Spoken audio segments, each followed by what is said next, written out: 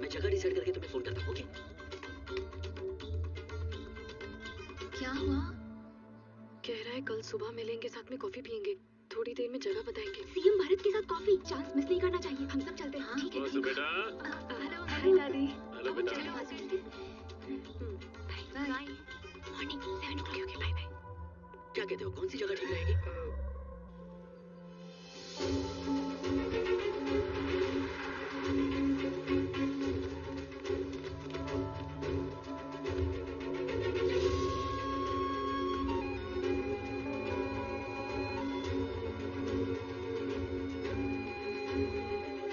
Welcome sir.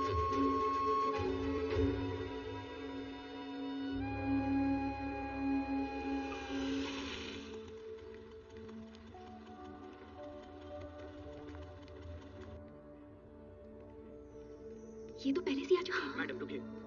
हमें CM sir ने बुलाया है। भरत।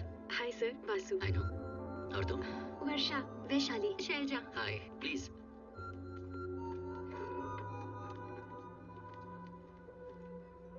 क्या लोगी तुम? कॉफी। भास्कर कहता है यहाँ इडली बहुत अच्छी है, मैं इडली भी लूंगा। इडली तो मैं भी लूंगी। मैं आजकल डाइटिंग कर रही हूँ, अगले महीने से लड़के देखने आएंगे ना। I love juice. बैठ जाओ भास्कर, ऑर्डर देके आता हूँ सर। तो क्या करती हो तुम? मैं एमबीए फाइनल ईयर में हूँ। उसके बाद? अभी तक डिसाइड नहीं किया। बिल्कुल वैसे ही रहना जैसे बस स्टॉप पे रहती हो। तुम्हें भीड़ में खड़ा देखकर बहुत अच्छा लगता है। You're natural.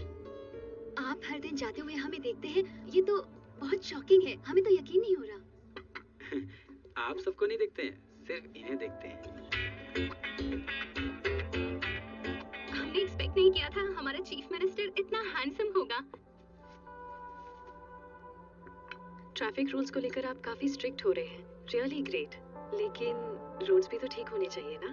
फाइन से जो पैसा आ रहा है उसे आप वहाँ यूज कर सकते हैं ना। That's a great idea. इसके बारे में हम पहले ही बात कर चुके हैं सर। इडली बहुत अच्छी है भास्कर। समझ गया। यहाँ की लाइफ और लंदन की लाइफ में कुछ चेंज नजर आता है आपको? बहुत ज्यादा। यहाँ की और वहाँ की दुनिया में बहुत फर्क है। वहाँ आप अकेले रहते हैं? यहाँ कभी कोई गर्लफ्रेंड थी? No.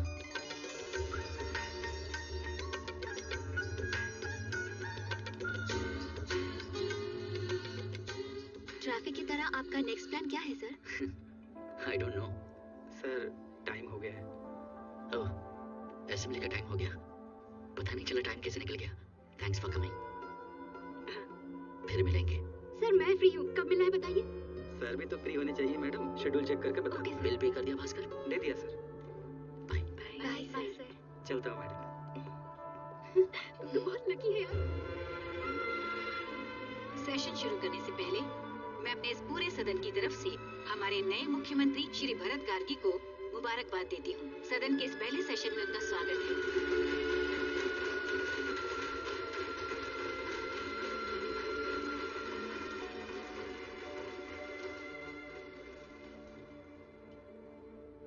Thank you, Madam Speaker.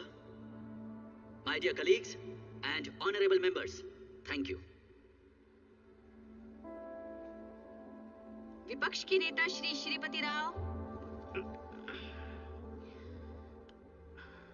Honourable speaker, मुझे नहीं पता कि ये गवर्नमेंट या चीफ मिनिस्टर को याद भी है कि ये डेमोक्रेटिक कंट्री है। मुझे तो लगता है ये सीट इन्हें विरासत में मिली है। इन्हें लगता है ये राजशाही है। सरकार का काम है जनता की सुरक्षा, सरकार का काम है जनता के दुखों को दूर करना, जबकि फाइन के नाम पर यहाँ खून चूसा जा रहा है। सिग्नल तोड़ा 10,000, गाड़ी थोड़ी तेज चलाई तो 20,000, कुछ उल्टा सीधा हो गया तो 25,000। ये सब हो क्या रहा है? इस तरह तो आप जनता को मार ही डालेंगे। मैं यूँ कह रहा था कि इस तरह की बातें थारे और थारे पार्टी के मुंह से चौखी ना लागे। पब्लिक देख रही है कि ऑटो से लेके सब्जी मंडी तक कतई लूट मचा रखी तुम लोगों ने। जनता को दिया ही क्या तुम लोगों ने बड़ा कटोरा थमा दिया छेद वाला। ये बात तो गांव का बच्चा जानता है। स्पीकर मैडम, इनका इशारा मेरी तरफ है। ये बकवास कर रहे हैं कि मैं ऑटो वालों और सब्जी वालों से हफ्ता लेता हूँ। मिस्टर मलेश, प्लीज बैठ जाइए, प्लीज बैठ जाइए, उन्हें बोलने दीजिए। अगर ये अपनी बात वापस न ले तो हम चले जाएंगे। रोका किसने? खंबा पीने का टाइम हो गया है, इसलिए वॉकआउट कर रहे हैं।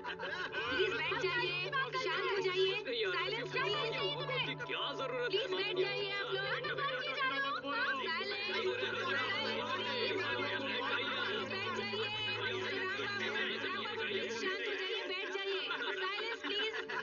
चुपचाप बैठ कर तुम लोगों की चूहे बिल्ली की कहानी सुनने नहीं आए हैं। हम जनता की तरफ से सिर्फ जवाब चाहते हैं। रहने दो बस, तुम सिर्फ अपनी साड़ी और ज्वेलरी दिखाने के लिए खड़ी हुई हो। हमने देख लिया, बैठ जाओ, हो गया। मुझे मेरी चूल बैठ जाओ क्यों? प्लीज सिट डाउन, प्लीज बैठ जाइए, प्लीज बैठ जाइए, प्लीज बैठ जाइए, शांत हो जाइए।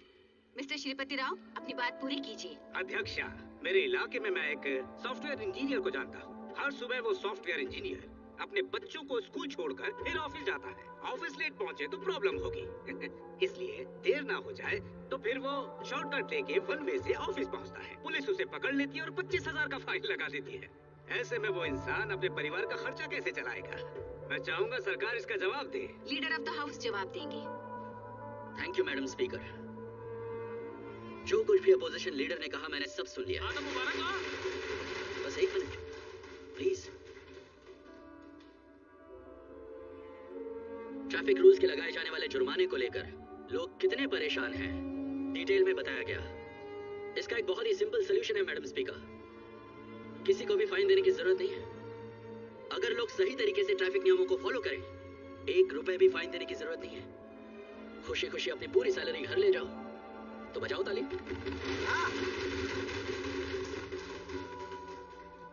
आपने अभी अभी किसी सॉफ्टवेयर इंजीनियर की बात की थी। उसने रॉन्ग वे में एंट्री की थी तो जुर्माना भरना पड़ा। 1 महीने की सैलरी गई। तो क्या हुआ सर? खर्च कम करके भी घर चलाया जा सकता है। लेकिन अगर वन वे में जाते हुए किसी और गाड़ी ने टक्कर मार दी होती तो फिर यह सवाल खड़ा होता कि उसका पूरा परिवार सारी जिंदगी क्या करता। लोगों ने हमें सदन में भेजा है ताकि हम कुछ अच्छा करें, ना कि उनकी गलतियों को सपोर्ट करते रहे और वो रूल्स तोड़े और हम उन्हें माफ करते रहे। जब अचानक मेरे पिताजी का देहांत हुआ था तो मैं लंदन से यहाँ 2 हफ्तों के लिए आया था। आने के बाद मैं यहाँ वहाँ घुमा तो मैंने देखा कि यहाँ के लोगों में जिम्मेदारी नाम की कोई चीज नहीं है। 1% की भी जिम्मेदारी नहीं है मैडम स्पीकर। इन लोगों को अपनी अपनी जिम्मेदारियों का बिल्कुल भी एहसास नहीं है और वही मैं इन्हें दिलाना चाहता हूँ मैडम स्पीकर। वही मैं दिलाना चाहता हूँ। मैं यहाँ से दूर एक बिल्कुल अलग सोसाइटी में पला बड़ा हूँ मैडम स्पीकर। वहाँ के लोगों में सरकार के प्रति डर और जिम्मेदारी दोनों है। They are responsible, they are accountable, and they have made their lives beautiful. और यहाँ हम सफाई तक नहीं रखते, कहीं भी कुछ भी कर देते हैं। किसी चीज में कोई क्वालिटी नहीं, बिना डर के लोग नकली चीजें बनाते जा रहे हैं। ये हैरान कर देने वाली बात है मैडम स्पीकर। इस तरह का सिस्टम काम करता है उस देश में जिसकी पॉपुलेशन इतनी ज्यादा है। क्या ये सिस्टम इन हालातों के लिए जिम्मेदार नहीं है? मैडम स्पीकर, इन्होंने हमारी बेइज्जती की है। इन्हें क्या पता हमारे देश में कितनी सारी प्रॉब्लम्स हैं। जुम्मा 2 दिन हुए इंडिया आए हुए। इनकी बात को रिकॉर्डिंग से निकाल देना चाहिए। फैक्ट है और इन्हें रिकॉर्ड्स में रखा जाए मैडम स्पीकर।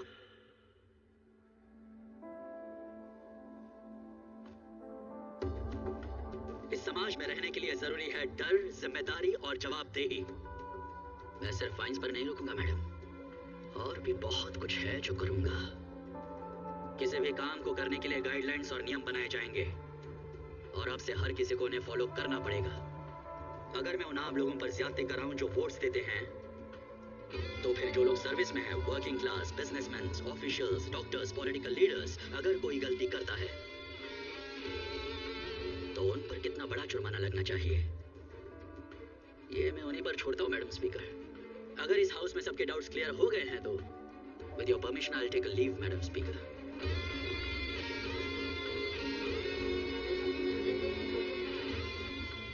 लोगों की गलतियां सुधारने के लिए मैंने जरा सी सख्ती क्या दिखाई? आपने तो मुझे राजशाही से कंपेयर कर दिया, पर मेरे लिए तो माँ बाप गलती करने के बाद जो पनिशमेंट देते हैं ये वैसा है। मैं एक नया वक्त लेकर आऊंगा। मैं लोगों की भलाई के लिए किसी हद तक भी जाऊंगा। लगातार लोगों के काम आने की कोशिश मेरी जिंदगी का मकसद है। किसी को परेशानी हो तो मैं भरत आपको वचन देता हूं, मैं एक जिम्मेदार खिलाड़ी बनूंगा। मेरा काम होगा लोगों का काम, लोगों के लिए, लोगों के द्वारा। ये मैं हूं, ये मैं हूं, ये मैं हूं। यार संभाल लेंगे। यानी कि तुम्हारे पापा के रहते भी डिसीजंस मैं ही लेता था। रूलिंग पार्टी के अपने कुछ ऑब्लिगेशंस होते हैं भरत। मैं डिसीजन ले चुका हूं और मैं अपने तरीके से काम करना चाहता हूं।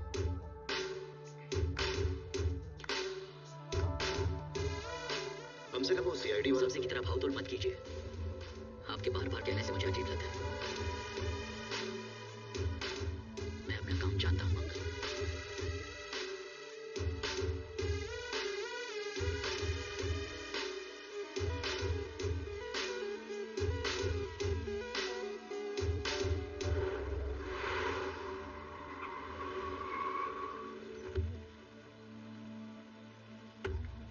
देखो अभी मुझे ऑफिस जाना है।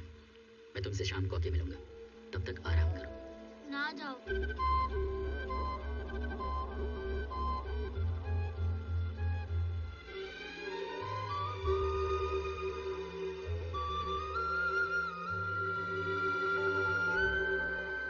सिद्धार्थ जल्दी ही बात करने लगेगा।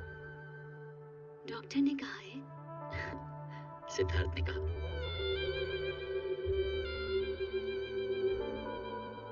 All the Council of Ministers, Officers and Secretaries, यहाँ आने के लिए शुक्रिया। ये हमारी पहली कैबिनेट मीटिंग है। यहाँ पर मौजूद सभी लोग मुझसे बड़े हैं और ज्यादा एक्सपीरियंस्ड हैं। इस मीटिंग के शुरू होने से पहले मैं आप सभी लोगों से कुछ जानकारियाँ हासिल कर लेना चाहता हूँ। इसमें क्या होगा सर? हर कोई एक कदम चलकर ही यहाँ तक पहुँचा है। इस टर्म के खत्म होते ही हम आपको भी अपनी जैसा एक्सपीरियंस बना देंगे। Thank you. जब मैंने डिपार्टमेंट्स के बारे में जानना शुरू किया तो मेरे मन में कुछ सवाल आए। सबसे पहले education department. Vidyasagar ji. Sir, हर साल गवर्नमेंट स्कूल्स में बच्चों के एडमिशन्स कम होते जा रहे हैं।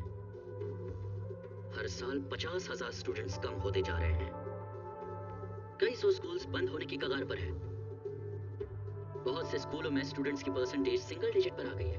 I mean, ऐसा लग रहा है कि इन स्कूलों को चलाने का कोई फायदा ही नहीं। अच्छा यही है कि इन सबको बंद कर दें। मतलब इससे गवर्नमेंट पर बोझ ही बढ़ रहा है ना। यही तो मेरा सवाल है। गांव में भी लोग अब प्राइवेट स्कूलों को पसंद कर रहे हैं सर। गवर्नमेंट स्कूल में अपने बच्चे पढ़ाने की बजाय वो पैसे देकर प्राइवेट स्कूल में पढ़ाना चाहते हैं। गवर्नमेंट स्कूल में फ्री एजुकेशन लेने की बजाय प्राइवेट स्कूलों में पैसा देकर सीखना चाहते हैं। गवर्नमेंट स्कूल का स्टैंडर्ड तो आप जानते हैं ना सर। मिनिस्टर तो आप ही है ना। हाँ वो तो स्टैंडर्ड अगर गिरा है तो आप क्या करें? अरे तू कुछ बोला। सभी अपने बच्चों को इंग्लिश मीडियम स्कूल में पढ़ाना चाहते हैं सर। तो गवर्नमेंट इंग्लिश मीडियम स्कूल क्यों नहीं शुरू करता? हम ही लोग तो सरकार है ना, और लोगों की जरूरतें पूरी करना हमारा काम। You know what? अगर हम सब के लिए इंग्लिश मीडियम स्कूल बना दें जिसमें मिनिमम फीस हो, मुझे यकीन है बहुत सारे बच्चे एडमिशन लेंगे। We'll look into it, sir. इस एकेडमिक ईयर में हम हर डिस्ट्रिक्ट में 2 ऐसे स्कूल शुरू करेंगे। हम अवेयरनेस प्रोग्राम चलाएंगे। We'll multiply the schools next year. We'll look into it, sir. देखने के लिए इसमें क्या है, बस काम करो आप जिसकी जरूरत है। Now coming to the private schools. कुछ schools में 5th standard की फीस है 1 लाख, 6th standard की 1.5 लाख, 7th standard की 2 लाख, 10th standard की 3 लाख। हाँ, ये कौन सी पढ़ाई पढ़ रहे हैं? इनमें से एक स्कूल की बात करते हैं। ये ऑफ द रिकॉर्ड है, off the record. PB high school. ये सब अच्छा पढ़ रहा है। ये अपने बच्चों के फ्यूचर के लिए बहुत ही अच्छा है। तो अभी छोड़ेंगे नहीं। क्या हुआ? ये लो, आपको नहीं पता, ये स्कूल एजुकेशन मिनिस्टर का ही है। परब्रह्म पीबी स्कूल्स। ये सारे हाई स्टैंडर्ड स्कूल्स हैं सर। यहाँ के भी बहुत सारे बच्चे इन्हीं स्कूलों में पढ़ते हैं। उन्हें भी डिस्काउंट देते हैं सर। आपको पता है ना, हमारे देश में एजुकेशन नॉन प्रॉफिटेबल है। विद्या को व्यापार बना के पैसे नहीं कमाए जा सकते। ये एक पनिशेबल ऑफेंस है। हिंदी में क्या कहते हैं इसे? दंडनीय अपराध सर। दंडनीय अपराध। मतलब ये हुआ कि स्कूल कॉलेज बढ़ा के हम उससे पैसे नहीं कमा सकते ना। ये क्या किया पीबी साहब? मुझे तो इस बारे में पता ही नहीं था। इसका मतलब लाखों रुपए फीस कमाने के बाद भी आपके पास एक भी पैसा नहीं बचेगा। अरे क्या सैक्रिफाइस किया है सर? क्यों सर, है ना ये बहुत बड़ा बलिदान? मैं इन सभी प्राइवेट स्कूल्स की इंक्वायरी चाहता हूँ और एक फी रेगुलेटिंग कमेटी बनाता हूँ, and I will personally monitor this. Sir, इस इस बात को मानते हुए कि एजुकेशन हर किसी का अधिकार है, पर लोगों ने इसे एक बिजनेस मॉडल बना दिया है। मैं शपथ लेता हूँ, कोई नहीं बचेगा। आंध्र प्रदेश के मुख्यमंत्री श्री भरत ने आज अपनी पहली कैबिनेट मीटिंग में हिस्सा लिया। अलग अलग विभागों की कार्यशैली पर सवाल उठाते हुए उन्होंने एक प्रभावी कदम उठाने का फैसला किया। उन्होंने प्राइवेट स्कूल और कॉलेज जो मध्यम वर्ग पर भारी बोझ डाल रहे थे, उन पर कड़ी नजर रखने का आदेश दिया है। उन्होंने नई शुरुआत की बात की और सरकारी स्कूल पर ध्यान देने को कहा है। राज्य में जो भी स्कूल कॉलेज ज्यादा फीस वसूल कर रहे हैं, सरकार द्वारा निर्धारित नियमों के पालन नहीं कर रहे हैं, ऐसे बहुत सारे कॉर्पोरेट स्कूल और कॉलेज बंद करने को कह दिया गया है। सरकार ने उनके खिलाफ केस फाइल किया है। बहुत से अधिकारियों को नोटिस भेजे गए हैं। इन नियमों के अनुसार ये नए सीएम काफी सिंसियर भी लगते हैं ना डैड। वो अपनी तरफ से हर मुमकिन कोशिश कर रहे हैं एक सार्थक बदलाव लाने की। ये लोग तो ऐसे ही दिखाते हैं बेटा, पॉलिटिशियंस का कोई भरोसा नहीं। फैसले लिए हैं ताकि आम जनता को फायदा पहुंचे। इतनी बड़ी आबादी वाले देश में जहाँ ज्यादा लोग मिडिल और लोअर मिडिल और पुअर क्लास से संबंधित हैं, मैं समझता हूँ एजुकेशन का प्राइवेटाइजेशन बहुत खतरनाक है देश के विकास के हम लिए। खाना खाएं या ना खाएं, पर एक एक पैसा जोड़ के अपने बच्चों को पढ़ने के लिए कॉन्वेंट स्कूल भेजते हैं। अब अगर गवर्नमेंट स्कूल में अच्छी पढ़ाई होने लगेगी ना, तो हमारी जिंदगी बदल जाएगी। हमारे चीफ मिनिस्टर ने बहुत अच्छा निर्णय लिया है। उनको इस फैसले पर अटल रहना है और इन सब पर अच्छी नजर रखनी है। We are with you on this sir. Good morning sir. मैंने रिसर्च टीम रेडी कर ली जैसे कि आपने कहा था, और उन्हें एक रूम भी अलॉट कर दिया, तो उन्हें मिलने के लिए बुला लूं? नहीं, मैं आता हूँ। Good morning sir. Morning sir. Please.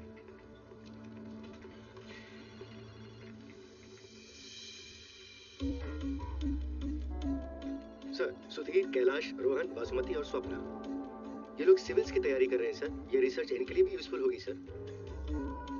Sir, please sit down.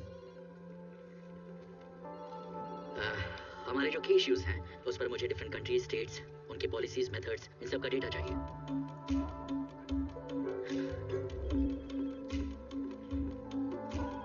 Sir, यहाँ हाई स्पीड इंटरनेट कनेक्शन है ना? हाँ सर। या इन्हें ओल्ड रिकॉर्ड्स भी देना। Sure sir. इनके पास आईपैड्स हैं। मैं अरेंज करता हूँ सर।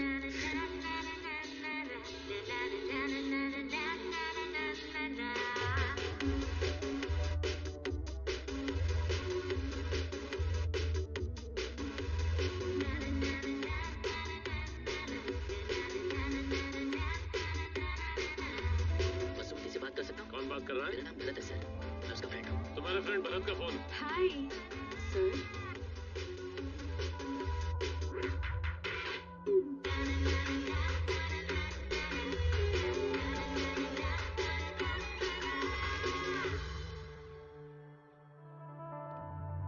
मैं इस साल 4500 मेगावाट पावर स्टेशन के बड़े प्रोजेक्ट की प्लानिंग कर रहा हूँ डैड।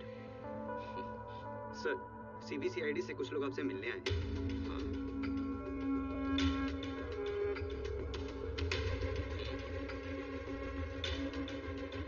हेलो सर, अरविंद आचार्य, एडिशनल डीजी सीआईडी। आप पर आय से अधिक संपत्ति का केस फाइल हुआ है। मैं इस केस को साफ सुथरे और ट्रांसपेरेंट तरीके से इन्वेस्टिगेट करना चाहता हूँ। आपका सपोर्ट चाहिए मुझे। जरूरत पड़ने पर आपको सीबीसीआईडी ऑफिस आना पड़ेगा, और बेहतर होगा आप इसके बीच में ना आए। यही बताने आया था।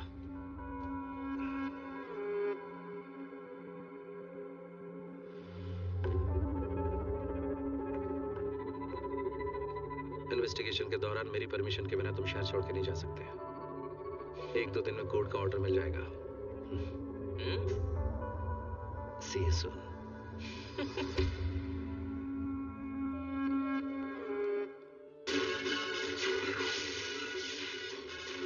आप जानते हैं कि ऑपोजिशन लीडर के बेटे मनोहर के ऊपर काफी सारे चार्जेस लगे हुए हैं। सरकार ने ये केस सीबीसीआईडी को सौंप दी है। आप इसके बारे में क्या कहेंगे? पहले मीनाक्षी जी।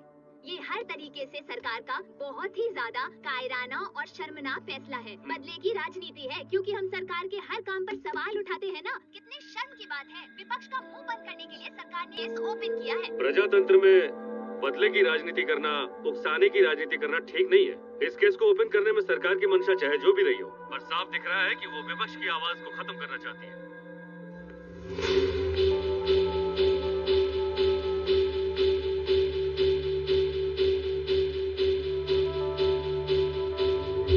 Hello sir. कहाँ तक पहुंचे? सर, वही ऑपोजिशन पार्टी के बेटे वाला केस इन्वेस्टिगेशन कहाँ तक पहुंचा? प्रोग्रेस काफी अच्छी है सर। कुछ इंपॉर्टेंट एविडेंस। सेशन शुरू करने से पहले मैं अपने इस पूरे सदन की तरफ से हमारे नए मुख्यमंत्री श्री भरत गार्गी को मुबारकबाद देती हूँ। सदन के इस पहले सेशन में उनका स्वागत है।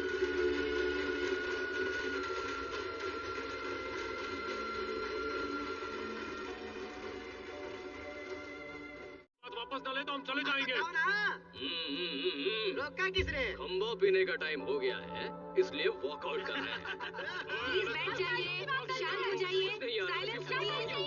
क्या जरूरत है? प्लीज बैठ जाइए आप लोग।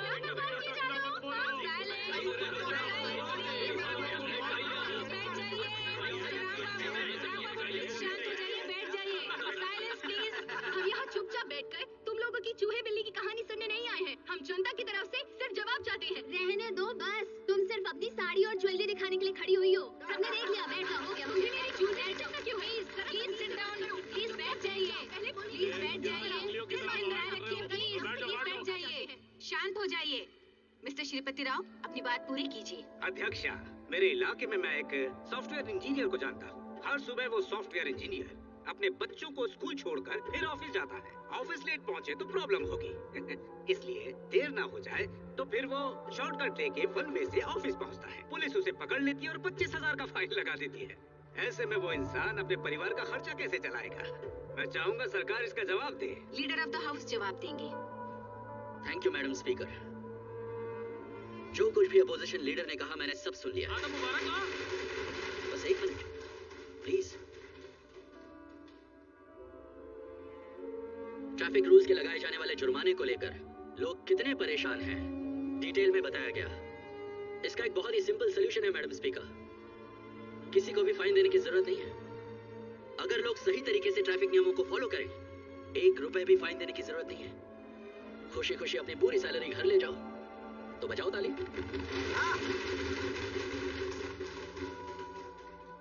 आपने अभी अभी किसी सॉफ्टवेयर इंजीनियर की बात की थी। उसने रॉन्ग वे में एंट्री की थी तो जुर्माना भरना पड़ा। 1 महीने की सैलरी गई। तो क्या हुआ सर? खर्च कम करके भी घर चलाया जा सकता है। लेकिन अगर वन वे में जाते हुए किसी और गाड़ी ने टक्कर मार दी होती तो फिर यह सवाल खड़ा होता कि उसका पूरा परिवार सारी जिंदगी क्या करता। लोगों ने हमें सदन में भेजा है ताकि हम कुछ अच्छा करें, ना कि उनकी गलतियों को सपोर्ट करते रहे और वो रूल्स तोड़े और हम उन्हें माफ करते रहे। जब अचानक मेरे पिताजी का देहांत हुआ था तो मैं लंदन से यहाँ 2 हफ्तों के लिए आया था। आने के बाद मैं यहाँ वहाँ घुमा तो मैंने देखा कि यहाँ के लोगों में जिम्मेदारी नाम की कोई चीज नहीं है। 1% की भी जिम्मेदारी नहीं है मैडम स्पीकर। इन लोगों को अपनी अपनी जिम्मेदारियों का बिल्कुल भी एहसास नहीं है और वही मैं इन्हें दिलाना चाहता हूँ मैडम स्पीकर। वही मैं दिलाना चाहता हूँ। मैं यहाँ से दूर एक बिल्कुल अलग सोसाइटी में पला बड़ा हूँ मैडम स्पीकर।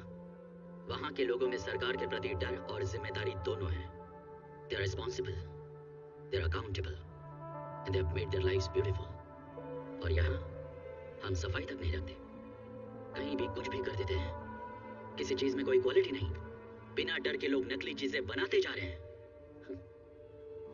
ये हैरान कर देने वाली बात है मैडम स्पीकर। इस तरह का सिस्टम काम करता है उस देश में जिसकी पॉपुलेशन इतनी ज्यादा है। क्या ये सिस्टम इन हालातों के लिए जिम्मेदार नहीं है? मैडम स्पीकर, इन्होंने हमारी बेइज्जती की है। इन्हें क्या पता हमारे देश में कितनी सारी प्रॉब्लम्स हैं। जुम्मा 2 दिन हुए इंडिया आए हुए। इनकी बात को रिकॉर्डिंग से निकाल देना चाहिए। ये फैक्ट है और इन्हें रिकॉर्ड्स में रखा जाए मैडम स्पीकर।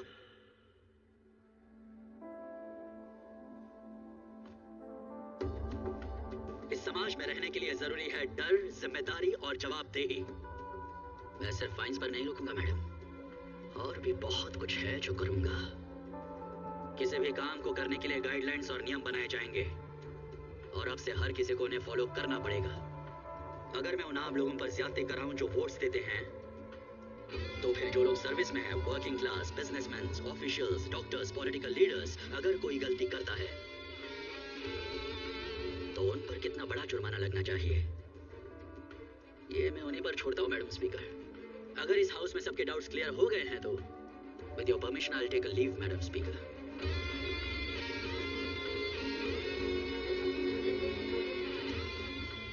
लोगों की गलतियां सुधारने के लिए मैंने जरा सी सख्ती क्या दिखाई? आपने तो मुझे राजशाही से कंपेयर कर दिया, पर मेरे लिए तो माँ बाप गलती करने के बाद जो पनिशमेंट देते हैं ये वैसा है। मैं एक नया वक्त लेकर आऊंगा। मैं लोगों की भलाई के लिए किसी हद तक भी जाऊंगा। लगातार लोगों के काम आने की कोशिश मेरी जिंदगी का मकसद है। किसी को परेशानी हो तो मैं भरत आपको वचन देता हूं, मैं एक जिम्मेदार खिलाड़ी बनूंगा। मेरा काम होगा लोगों का काम, लोगों के लिए, लोगों के द्वारा। ये मैं हूं, ये मैं हूं, ये मैं हूं।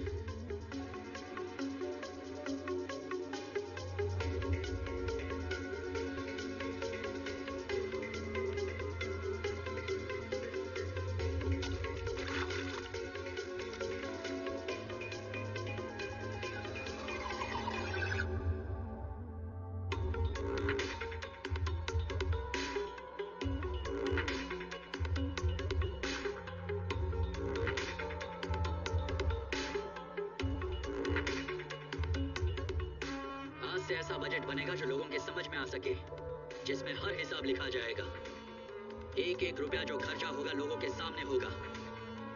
मैं सारे कॉन्ट्रैक्टर्स को वार्निंग दे रहा हूं, चाहे गवर्नमेंट में काम करने वाले लोग हो या फिर आम जनता हो, हर एक को हर कॉन्ट्रैक्ट के बारे में जानने का पूरा अधिकार है, चाहे वो बड़ा हो या छोटा।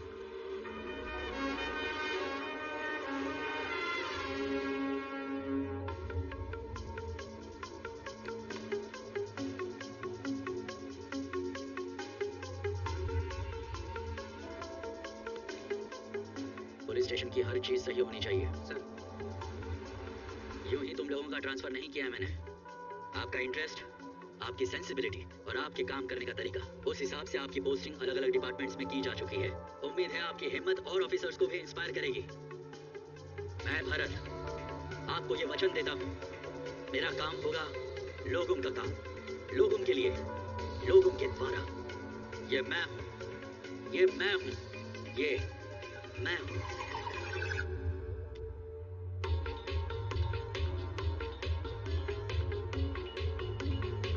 विपक्ष के नेता के बेटे बिजनेसमैन मनोहर पर एक और इल्जाम लगा है। उनके पुराने गैर कानूनी कामों के बाद भी 800 एकड़ सरकारी जमीन उन्हें गैर कानूनी तौर से दी गई है। कुछ गैर सरकारी संस्थाओं ने इसकी शिकायत भी की है। वो चाहते हैं जल्द से जल्द इस पर कार्यवाही भी हो।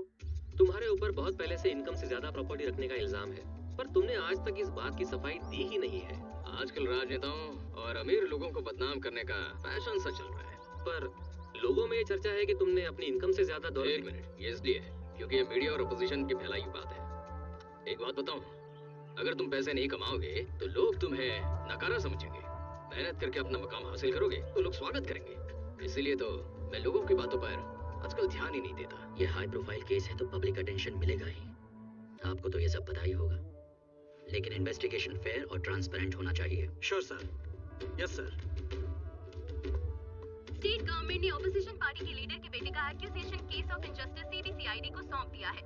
इस कदम के बाद ये उम्मीद की जा रही है कि राज्य की राजनीति में थोड़ी हलचल देखने को मिलेगी, लेकिन फिर भी हर कोई नौजवान मुख्यमंत्री के यानी श्री भरत के फैसले से खुश है। वहीं राजनीतिक पार्टियों और राजनेताओं में गुस्सा दिखाई दे रहा है। मुख्यमंत्री भरत के इस धमाकेदार फैसले ने सबकी नींदें उड़ा दी है। खास तौर से कॉन्ट्रैक्टर्स, ऑफिसर्स और बिजनेसमैन के तो होश उड़ गए हैं। उनका ये फैसला चर्चा का विषय बना हुआ है।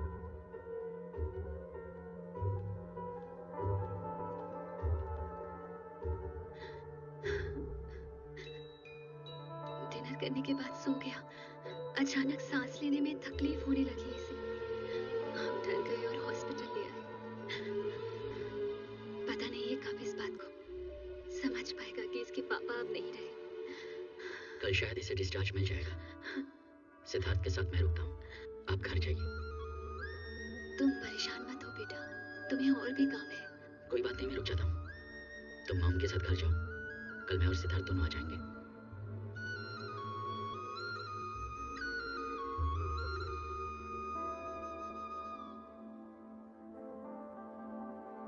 हाय, माँ और बहन आराम करने गई हैं।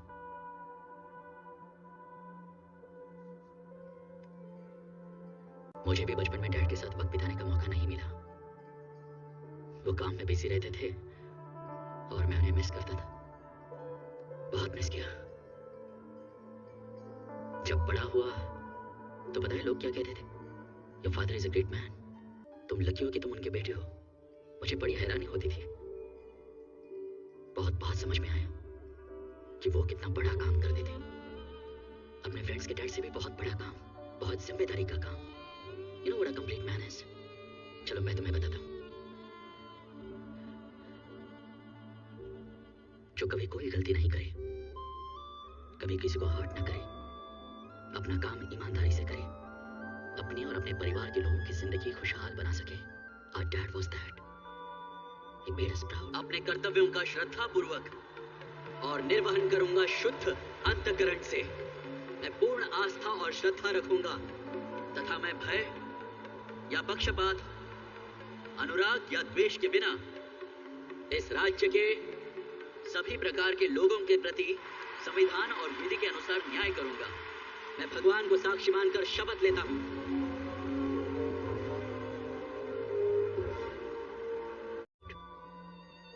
तुम्हें और मुझे उनके जैसा बनना है। We should make him proud. और हम ये कर सकते हैं। बहुत देर हो गई है, सो जाओ।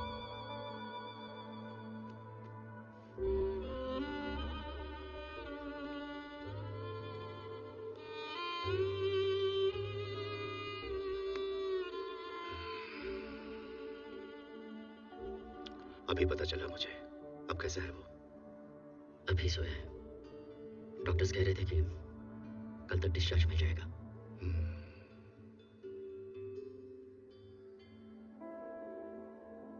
तुम क्यों यहाँ रुके हो? किसी और से कह देते। मेरा मन कर रहा था।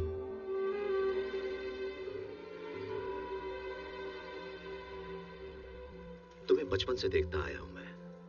अब बहुत खुशी होती है जब लोग तुम्हारी तारीफ करते हैं। गुड। बेटा। Okay uncle. चलो बाय। Good night. भरत, शायद तुमने कुछ ऑफिसर्स के ट्रांसफर के लिए जीओ इशू करने के लिए कहा। अभी के लिए उसे रोक देना, मैं बताऊंगा तुम्हें। मैंने काफी अच्छे से स्टडी करने के बाद ये तय किया है कि कौन सा पोस्ट किसके लिए अच्छा है अंकल। मैंने तो फाइल्स पर साइन भी कर दिए। कोई बात नहीं, कुछ ही पोस्ट्स हैं, थोड़े इश्यूज हैं इसलिए। सिर्फ 4 हैं भरत। फाइनेंस सेक्रेटरी, एसपीबी हैं, कमिश्नर और वो सीबीसीआईडी। इनके बारे में फैसला पार्टी में डिस्कशन के बाद होना चाहिए। ये लोग गवर्नमेंट सर्वेंट्स हैं। पार्टी से क्या मतलब इनका? एनीवेज, जो जिस पोजीशन के लिए काबिल था सोच समझ कर रख लिया है। कल शाम तक वो चार्ज संभाल लेंगे। यानी कि तुम्हारे पापा के रहते हुए डिसीजंस मैं ही लेता था। रूलिंग पार्टी के अपने कुछ ऑब्लिगेशंस होते हैं भरत। मैं डिसीजन ले चुका हूँ और मैं अपने तरीके से काम करना चाहता हूँ।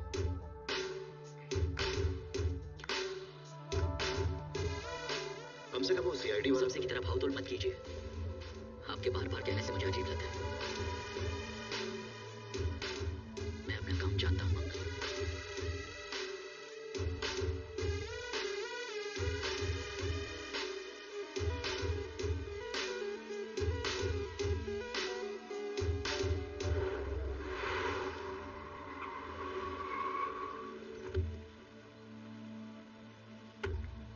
देखो, अभी मुझे ऑफिस जाना है। मैं तुमसे शाम को आके मिलूंगा। तब तक आराम करो। ना जाओ।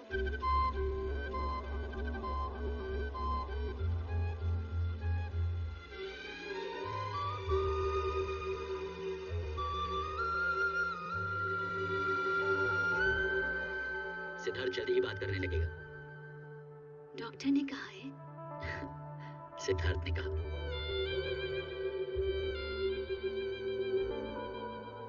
All the Council of Ministers, Officers and Secretaries, यहाँ आने के लिए शुक्रिया। ये हमारी पहली कैबिनेट मीटिंग है।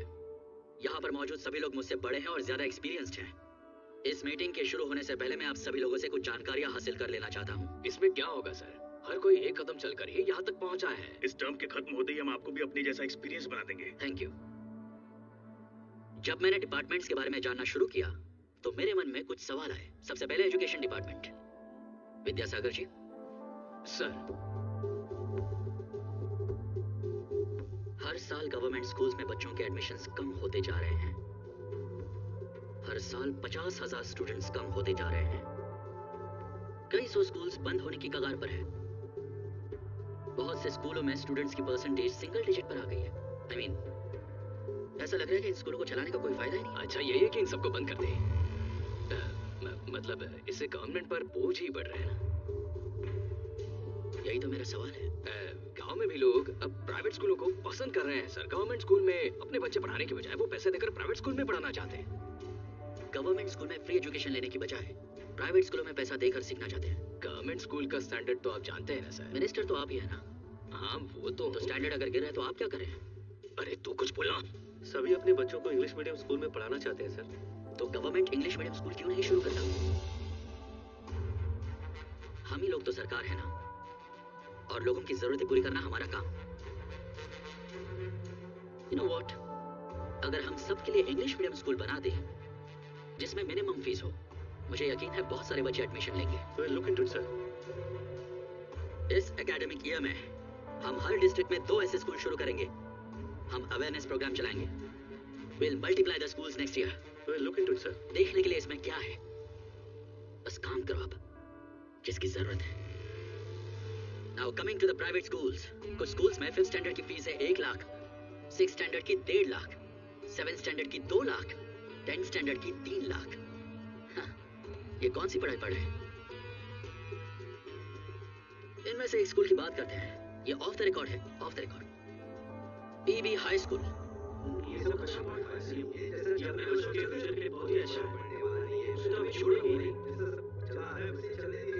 क्या हुआ? ये लो, आपको नहीं पता, ये स्कूल एजुकेशन मिनिस्टर का ही है। परब्रह्म पीपी स्कूल्स। ये सारे हाई स्टैंडर्ड स्कूल्स हैं सर।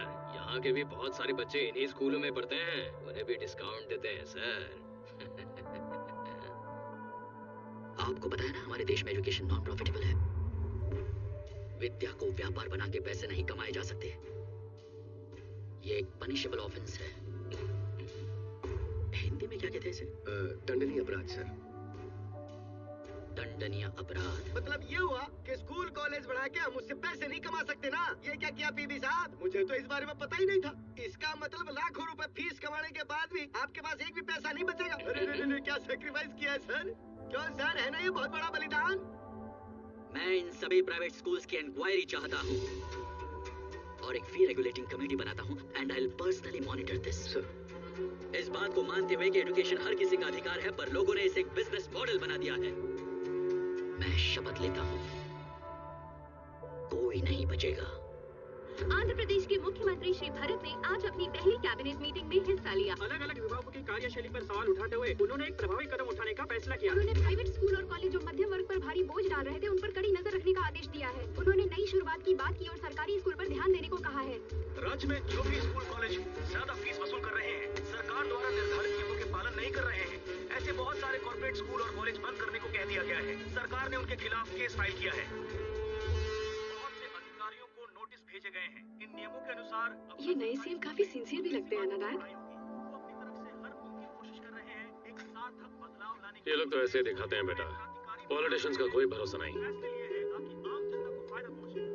इतनी बड़ी आबादी वाले देश में जहाँ ज्यादा लोग मिडिल और लोअर मिडिल और पुअर क्लास से संबंधित हैं, मैं समझता हूँ एजुकेशन का प्राइवेटाइजेशन बहुत खतरनाक है देश के विकास के हम लिए। खाना खाएं या ना खाएं, पर एक एक पैसा जोड़ के अपने बच्चों को पढ़ने के लिए कॉन्वेंट स्कूल भेजते हैं। अब अगर गवर्नमेंट स्कूल में अच्छी पढ़ाई होने लगेगी ना, तो हमारी जिंदगी बदल जाएगी। हमारे चीफ मिनिस्टर ने बहुत अच्छा निर्णय लिया है। उनको इस फैसले पर अटल रहना है और इन सब पर अच्छी नजर रखनी है।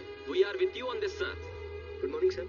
मैंने रिसर्च टीम रेडी कर ली जैसा कि आपने कहा था, और उन्हें एक रूम भी अलॉट कर दिया, तो उन्हें मिलने के लिए बुला लूं? नहीं, मैं आता हूँ। Good morning sir. Morning sir. Please.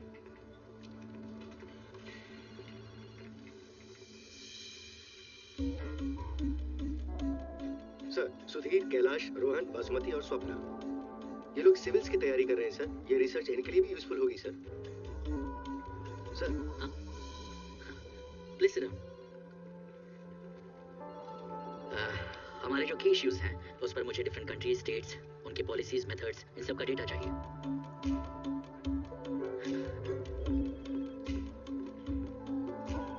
Sir, यहाँ हाई स्पीड इंटरनेट कनेक्शन है ना? हाँ सर। इन्हें ओल्ड रिकॉर्ड्स भी देना। Sure sir. इनके पास आईपैड्स हैं। मैं अरेंज करता हूँ सर।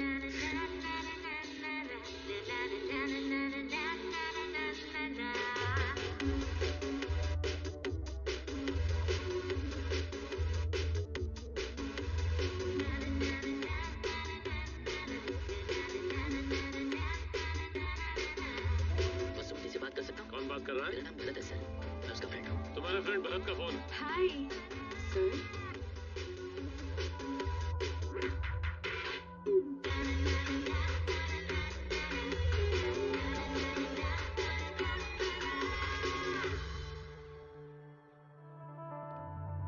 मैं इस साल 4500 मेगावाट पावर स्टेशन के बड़े प्रोजेक्ट की प्लानिंग कर रहा हूँ डैड।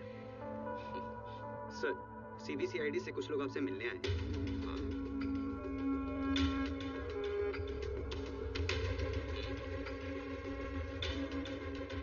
हेलो सर, अरविंद आचार्य, एडिशनल डीजी सीआईडी। आप पर आय से अधिक संपत्ति का केस फाइल हुआ है। मैं इस केस को साफ सुथरे और ट्रांसपेरेंट तरीके से इन्वेस्टिगेट करना चाहता हूँ। आपका सपोर्ट चाहिए मुझे। जरूरत पड़ने पर आपको सीबीसीआईडी ऑफिस आना पड़ेगा और बेहतर होगा आप इसके बीच में ना आए। यही बताने आया था।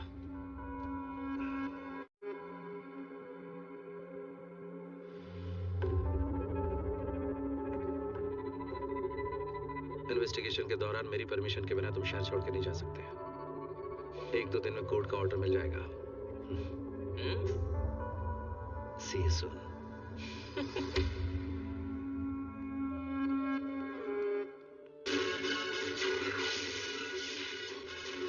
आप जानते हैं कि ऑपोजिशन लीडर के बेटे मनोहर के ऊपर काफी सारे चार्जेस लगे हुए हैं। सरकार ने ये केस सीबीसीआईडी को सौंप दी है। आप इसके बारे में क्या कहेंगे? पहले मीनाक्षी जी। ये हर तरीके से सरकार का बहुत ही ज्यादा कायराना और शर्मनाक फैसला है। बदले की राजनीति है, क्योंकि हम सरकार के हर काम पर सवाल उठाते हैं ना। कितने शर्म की बात है, विपक्ष का मुंह बंद करने के लिए सरकार ने ये केस ओपन किया है। प्रजातंत्र में बदले की राजनीति करना, उकसाने की राजनीति करना ठीक नहीं है। इस केस को ओपन करने में सरकार की मंशा चाहे जो भी रही हो, पर साफ दिख रहा है कि वो विपक्ष की आवाज को खत्म करना चाहती है।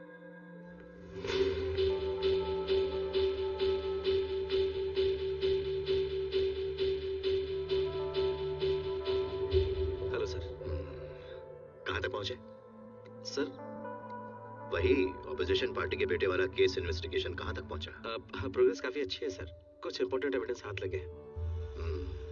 हम पूरी कोशिश कर रहे हैं कि अगली सुनवाई तक जजमेंट भी आ जाए। नाम क्या है तुम्हारा? अरविंद। अरविंद आचार्य। हमारी एक रूलिंग पार्टी है। अगर ये सब कुछ अपोजिशन पार्टी की फैमिली के साथ होगा तो लगेगा कि हमने उनके साथ षड्यंत्र किया है। बेकार में हमारी पार्टी की बदनामी होगी, जो हम नहीं चाहते। सर, सरकार की तरफ से हम पर कोई दबाव नहीं है। हम ये केस बिना किसी भेदभाव के इन्वेस्टिगेट कर रहे हैं। मैं जानता हूँ, लोग नहीं जानते। केस बंद कर दो। हम अपना फर्ज पूरा कर रहे हैं सर। गुनहगार को सजा मिलनी ही चाहिए।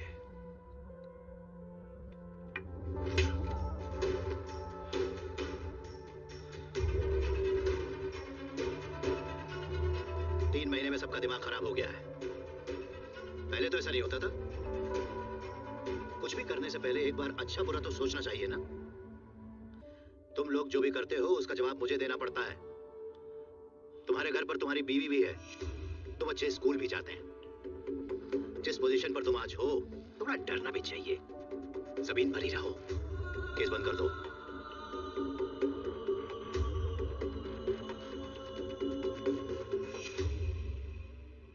आंध्र प्रदेश के सभी लोगों को बेसब्री से इंतजार था कि ऑपोजिशन लीडर के बेटे मनोहर के केस में क्या फैसला आएगा। हम बता दें कि हाई कोर्ट ने अपने फैसले में उन्हें क्लीन चिट दे दी है। अभी खबर आई है कि इस केस की इन्वेस्टिगेशन कर रही सीबीसीआईडी अदालत के सामने सजा दिलाने के पर्याप्त सबूत पेश नहीं कर पाई। अदालत से बाहर आते हुए ऑपोजिशन पार्टी मिनिस्टर के बेटे बहुत खुश दिखाई दे रहे हैं। उन्होंने बताया कि ये इंसाफ की जीत है। इंसाफ की जीत हुई, प्रजातंत्र भी जिंदा है। पहले कोर्ट में न जाने कितने केस पेंडिंग पड़े हैं। क्यों इस केस में टाइम बर्बाद करना? उन्हें पता था वो हार जाएंगे। केस को फाइल करना सरकार की बेवकूफी है। कितनी बड़ी बड़ी बातें कर रहा था। ये काम ऐसा होना चाहिए, वैसा होना चाहिए, पता नहीं कौन सी बात कर रहा था। सारी बातें कहाँ गई? ये भी पहले वाले मुख्यमंत्री जैसा निकला।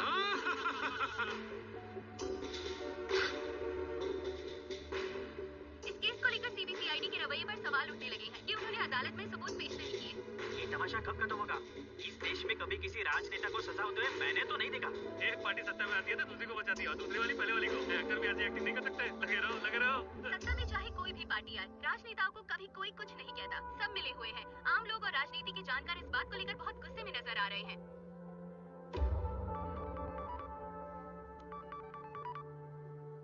हेलो, शाम को घर पर एक छोटी सी पार्टी रखी है। कुछ खास मेहमान भी आ रहे हैं। उनके आने से पहले तुम्हें यहाँ होना चाहिए। मैं तुम्हारा इंतजार करूंगा। सारे काम छोड़कर आ जाना।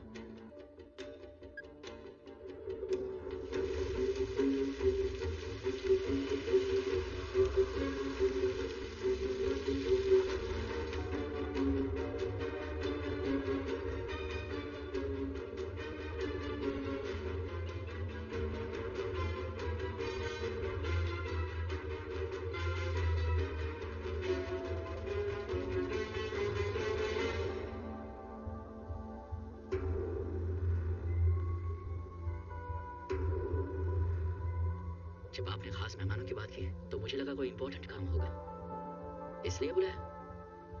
बात यह है कि जब से तुम सीएम बने हो इन लोगों से मिलने का मौका ही नहीं मिला, इसलिए इन सब लोगों को यहाँ बुला लिया। ये ऑफिशियल मीटिंग नहीं है, इसलिए सारी परेशानी भूलकर फ्री हो जाओ। जो कहना है खुलकर कहो। क्या लोगे? कॉफी। जो नाम हमने इतने सालों में कमाया तुमने कुछ ही दिनों में कमा लिया। किस्मत वाले हो। राजनीति में देखा जाए तो ये कोई आसान काम नहीं है। तुमने आम लोगों को, ऑफिसर्स को परेशान किया, बिजनेसमैन को परेशान किया, कॉन्ट्रैक्टर्स को परेशान किया, वो सब चल जाएगा, लेकिन राजनेताओं के साथ ये बिल्कुल नहीं चलेगा। हम सत्ता में हैं तो तुम्हें बचाएंगे, तुम पावर में हो तो हमें बचाओगे। ये हमारा एक एग्रीमेंट है। शरीफ लोगों के एग्रीमेंट के बारे में सुना था मैंने, लेकिन ऐसी घटिया एग्रीमेंट के बारे में कभी नहीं सुना। और हम चाहे कुछ भी बोल दें, तुम हमारी बुराई करो या फिर हम तुम्हारी बुराई करें, एक दूसरे पर चिल्लाओ, गालियां दो, लेकिन यहाँ टेंशन लेने की कोई जरूरत नहीं है। ये अपनी असेंबली है, यहाँ पर हम सब एक जैसे हैं। सारी जनता एक तरफ है और हम लोग दूसरी तरफ हैं। अच्छे कामों के वक्त हम लोग अगेंस्ट हो जाते हैं, और बेईमानी के कामों में तुम कह रहे हो कि हम सब एक हैं, यानी कि हम जनता को बेवकूफ बना रहे हैं। बेटा मिल बैठकर बात सुलझा लेंगे, कोई रास्ता तो निकल जाएगा। पार्टी के कार्यकर्ताओं को जोड़े रखना है ना, वोटर्स और फैमिली की देखभाल भी तो करनी है ना, और कॉन्ट्रैक्टर को थोड़ी बताएंगे, इन्हें बजट में कैसे दिखाएंगे? अगर दिखा दिया तो ऊपर का रास्ता खुल जाएगा। एक एमएलए की सैलरी 2 लाख से ज्यादा है, सारे बिल फ्री, खर्च फ्री, फोन फ्री, घर फ्री, जीने के लिए और क्या चाहिए तुम्हें? मार दिया। सैलरी पे जिंदगी बिताऊं, एमएलए एमपी अब क्या सैलरी पे जिंदा रहेंगे? यदि देखने से पहले मैं रिजाइन ना कर दूं। लोगों की सेवा करने के लिए बहुत सारी सामाजिक संस्थाएं हैं, पर हमारे लिए कौन सोचेगा? हमारे पास तो कोई परमानेंट जॉब भी तो नहीं है। पावर में रहते तो थोड़ा बहुत कमा लेते हैं, उसी में से कुछ बचाकर अपने आने वाले दिनों के लिए रख लेते हैं। मैं पिछले 50 सालों से किसानों के अधिकारों की लड़ाई लड़ रहा हूँ, पर अभी तक कोई हल नहीं निकाल पाया। पर मैंने हार नहीं मानी, फिर से लग गया। अगर हर चीज रातों रात हो जाया करती तो प्रॉब्लम ही क्या थी? जब से आया हूँ सब परेशान है कि हमारा क्या होगा, हमारी पार्टी का क्या होगा, पर किसी से ये नहीं सुना कि जनता का क्या होगा। आप 70 से ज्यादा होंगे सर? मैं 78 साल का हूँ। फिर तो आप थोड़ी ज्यादा गर्मी से भी मर सकते हैं, सिर्फ 2 डिग्री टेम्परेचर बढ़ जाने से। किस फ्यूचर की बात करें आप? आने वाली जनरेशन्स और किसानों के बारे में सोचिए सर। हम बेवकूफ हैं कि इतने सालों से राजनीति कर रहे हैं। हमारे ना चाहने और मना करने के बावजूद आपने इसको सीएम बना दिया, और भैया जी आपका साथ देने के बदले में हमको ये मिल रहा है। मेरा नाम भरत है, मैंने ईश्वर को साक्षी मानकर स्टेट के मुख्यमंत्री पद की शपथ ली है। मैं लोगों को न्याय दिलाऊंगा, मेरी हर चीज, मेरा हर काम सिर्फ लोगों के लिए होगा, और ये शपथ मैं पूरी करके रहूंगा। वादा तो हम भी पिछले काफी सालों से कर रहे हैं, बड़ी बड़ी बात हम भी किए हैं। बड़ी बातें तुम्हारे लिए होंगी, पर मेरे लिए ये मेरा वादा है जो मुझे हमेशा हमेशा याद रहेगा। पर मेरे केस में तेरे वादे का क्या हुआ है? गैर कानूनी तरीके से मैंने हजारों करोड़ों कमाए हैं। जो भी मेरे रास्ते में आया मैंने उसे नहीं छोड़ा, काट के फेंक दिया। तूने केस सीबीसीआईडी को सौंप दिया, नो प्रॉब्लम, कोई भी प्रॉब्लम नहीं। देखो ना, मैं यहाँ पर ऐश कर रहा हूँ। इसने कहा खत्म हो गया, जिसने भी कहा यकीन मत करना। भरत, राजनीति में कभी कभी इस तरह के इश्यूज आ जाते हैं। ये कहने की बजाय कि ये इस केस से बच गए, हमें ये कहना चाहिए कि तुम बच गए हो। आजकल तुम जो कुछ भी कर रहे हो उससे लोगों की उम्मीदें तुम्हारे साथ बहुत बढ़ गई हैं। एक स्टेज पर पहुंचने के बाद तुम भी उनकी इच्छाओं को पूरा नहीं कर पाओगे, फिर कहां जाओगे तुम? इस केस में अगर तुम हार जाते हो तो होगा कुछ नहीं, लेकिन लोगों की उम्मीदें कम हो जाएंगी। वो बस ये सोचेंगे कि ये लोग राजनेता हैं, कुछ दिन नाराज रहेंगे, फिर भूल जाएंगे और फिर से अपनी जिंदगी जीने लगेंगे। सबको साथ लेकर चलो और सत्ता का सुख भोगो। ऐसे घटिया लोगों को बचाकर आपको लग रहा है कि आप कुछ महान कर रहे हो।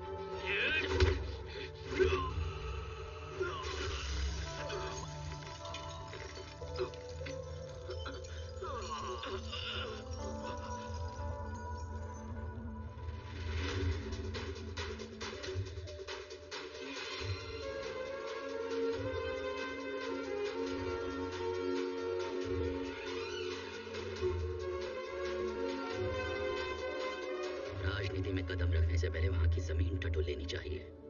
तुम तो यहाँ रखे शीशे की टेबल भी नहीं देख पाए। क्या हुआ सर? कुछ नहीं, वो नशे में गिर गए थे। जाओ तुम जाओ। मर्द उसे कहते हैं जो अपनी जबान का पक्का हो, अपने वादे का पक्का हो। ये मेरी माँ कहा करती थी। मुझे यकीन है कि माँ भी यही कहती होंगी। 16 आने सच। पर तुम में से किसी ने भी अपने माँ की बात सुनी नहीं। तो मैं तुम्हें ऐसा इंसान बनाऊंगा जो अपनी जबान का पक्का हो। ईश्वर को साक्षी मानकर मैं शपथ लेता हूँ।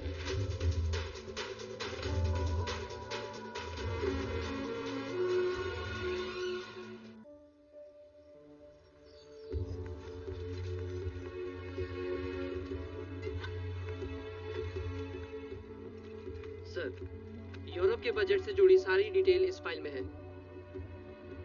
ऑपोजिशन लीडर के बेटे वाले केस को लेकर पिछले एक हफ्ते से न्यूज़ चैनल जिस तरह आप पर इल्जाम लगा रहे हैं, we all really felt bad, sir. गलती मेरी है। यहाँ का सिस्टम कैसे काम करता है ये जानकर मुझे काम करना चाहिए था। इट्स ओके, आगे संभल कर काम करेंगे। सर, पिछले 3 दिनों से कुछ स्टूडेंट्स आपसे मिलना चाहते हैं। शायद अपॉइंटमेंट नहीं लिया है। सिक्योरिटी ने उन्हें मना भी किया, पर वो आपसे मिलने की जिद कर रहे हैं सर। नमस्कार सर। नमस्कार सर। हम लोग बहुत दूर एक गांव से आए हैं सर। पूरी दुनिया बहुत आगे बढ़ चुकी है सर, पर हमारे गांव की हालत वैसे की वैसी है। आपकी पार्टी का एक नेता है दामू, उनका भाई हमारा एमएलए था। कुछ समय पहले उनकी मौत हो गई थी और इसलिए बाई इलेक्शंस डिक्लेयर हो गए। और इस बार भी टिकट जो है वो उन्हीं के बेटे को दिया गया है सर। हमने सोचा एक बुरा इंसान चला गया, पर अब उसी फैमिली का दूसरा इंसान आ रहा है सर। अपनी परेशानियां बताने के लिए 3 किलोमीटर जाना पड़ता है और वो रास्ता भी खराब हो गया सर। और अगर हम पहुंच भी जाएं और अपनी परेशानी बताएं तो भी कोई फायदा नहीं है सर, वहाँ कोई नहीं सुनता। और अगर कोई उन पे गुस्सा कर देना सर, तो ये बात तो तय है कि वो इंसान रात को घर वापस नहीं लौटता सर। इन सब की फैमिली के साथ ऐसा हो चुका है सर। वो लोग भी अपने गुस्से पर काबू नहीं रख सके और जवाब मांगने चले गए। 4 साल हो चुके हैं सर और उनमें से कोई भी अपने परिवार में वापस नहीं लौटा है सर। उनके घर वाले अभी भी उनका इंतजार कर रहे हैं सर। गांव में जो सरकारी लोग हैं वो हमें किसी भी पॉलिसी का फायदा नहीं लेने देते सर, चाहे पैसा हो या अनाज। हमारी जिंदगी जैसे एक अभिशाप बन गई है सर। हम वहाँ उस इलाके में मर मर कर जी रहे हैं सर। बस आपको देखकर एक छोटी सी उम्मीद मिली है सर। हम इतनी दूर चलकर आपके पास अपनी परेशानी बताने आए हैं सर। पार्टी के बारे में, इलेक्शन टिकट के बारे में मैं कुछ नहीं जानता और तुम्हें इतना सब कुछ पता है, तो तुम क्यों नहीं इलेक्शन लड़ते? मैं कैसे इलेक्शन लड़ सकता हूँ सर? तुम अपने गांव के बारे में जानकारी रखते हो, अपने लोगों को जानते हो, उनकी परेशानियां समझते हो, तो तुमसे अच्छा कौन होगा? तुमने कहा कि परेशानियों की आदत पड़ गई, तो थोड़ी सी और परेशानी उठाओ और अपनी जिंदगी सुधारो। अपने गांव वापस जाओ और उन सभी लोगों को इकट्ठा करो जो अच्छी जिंदगी चाहते हैं। सब डरते हैं सर। तुम्हारे और डर के बीच मैं खड़ा हूँ। वो उनका इलाका है सर। मैं इस प्रदेश के हर गांव, हर शहर, हर इलाके का सीएम हूँ। जिले में होने वाले बाई इलेक्शन में एक बात तो सभी को पता है, रूलिंग पार्टी की तरफ से पार्टी के वरिष्ठ नेता दामू के बेटे जगदीश चुनाव लड़ेंगे। सभी ये सोचते हैं कि उनका जीतना पूरी तरह से तय है, पर अचानक से रमन्ना नाम के एक इंडिपेंडेंट उम्मीदवार मैदान में उतर आए हैं। मुख्यमंत्री भरत रूलिंग पार्टी की बजाय उन्हें सपोर्ट कर रहे हैं। इस वजह से राजनीतिक गलियारों में हड़कंप मच गया है और खास तौर से रूलिंग पार्टी में। हमको ही वोट देना।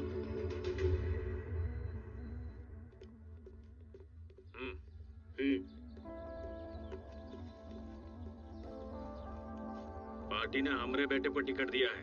अपोजिशन पार्टी को हमरे खिलाफ कैंडिडेट नहीं मिला तो हमने सोचा हमारी जीत पक्की है। भैया जी, जब पार्टी का सीएम ही इंडिपेंडेंट को सपोर्ट कर रहा है तो हमारा जो कैंडिडेट है वो कैसे जीतेगा? ये किस तरह की राजनीति हो रही है भैया जी? हमारा सीएम ही पार्टी कैंडिडेट के खिलाफ है। ये किस तरह की राजनीति है, कुछ समझ नहीं आ रहा है हमको। किसी का हिम्मत नहीं था कि हमारे सामने खड़ा होकर बात भी कर ले। अब हमारा मजाक उड़ा रहे हैं हम लोग। एक मिनट, लगभग 20 साल पहले की बात है। तुम्हारे पापा ने ZPTC का इलेक्शन लड़ा था। दूसरी तरफ गुरु भाई थे पार्टी के लीडर। पता है, जब उसने तुम्हारे पापा को उसके रास्ते से हट जाने की धमकी दी तो मैं उसके इलाके में गया और 15 ट्रक जलाकर राख कर दिए और कहा कि कभी मेरे रास्ते में मत आना। उसे चेतावनी दी और वो समझ गया।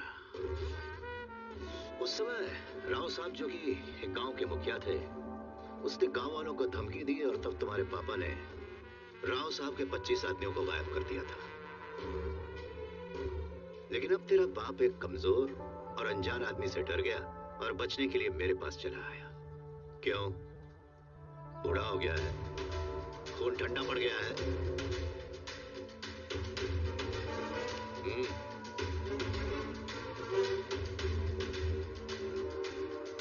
वोट डालने जरूर आना, ठीक है? हे, हमारे भाई के खिलाफ खड़ा होगा तू?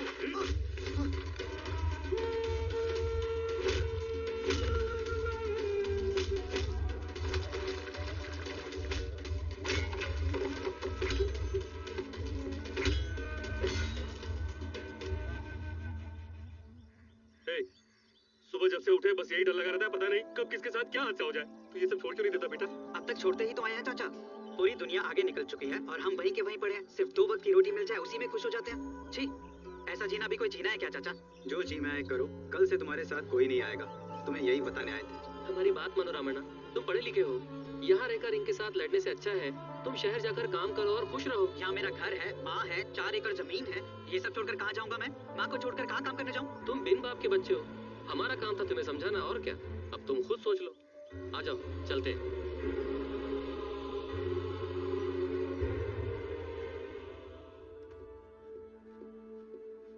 सर, मुख्तार एक एहसान चाहता हूँ। Order sir. वो जो लड़के मिलने आए थे उनके इलाके में स्ट्रॉन्ग टास्क पुलिस फोर्स के 10 जवानों को तैनात करना। भेस बदलकर उन्हें वहाँ की आम जनता के बीच रहना है और इंडिपेंडेंट कैंडिडेट रामन्ना की हिफाजत करनी है। इस बात की किसी को खबर ना हो।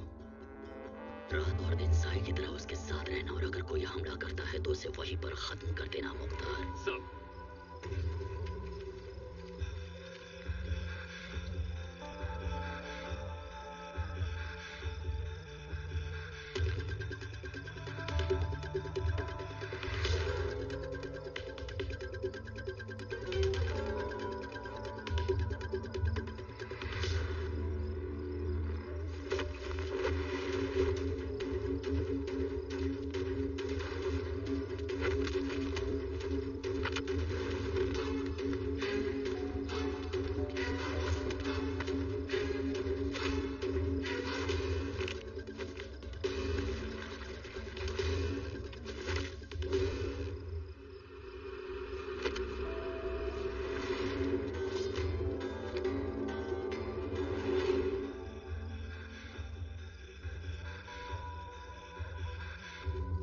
अनजान आदमी लोग हमारा 15 आदमी लोग को मार के आया। यो कर रहा है हाँ? मुझे तो लग रहा है भाई कोई उसकी हेल्प कर रहा है, नहीं तो कोई चांस ही नहीं है कि वो हमसे बच पाए। जो भी होंगे ढूंढ कर खत्म कर देंगे। तुम बस डीएसपी को फोन लगाओ।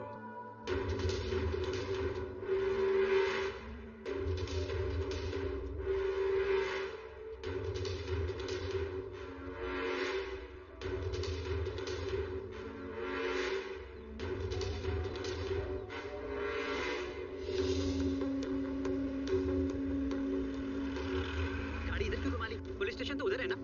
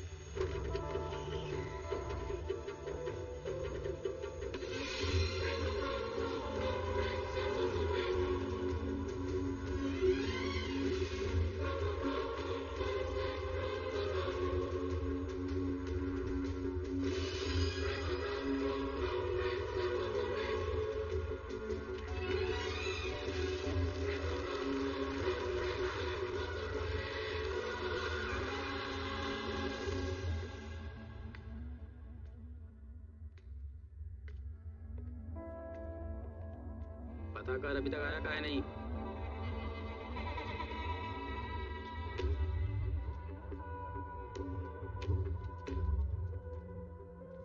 हमारे बारे में सब कुछ जानते हुए इलेक्शन में खड़ा हो गए। हमको देख के तुम्हारी आंखों में अब तक डर दिखाई देना चाहिए था।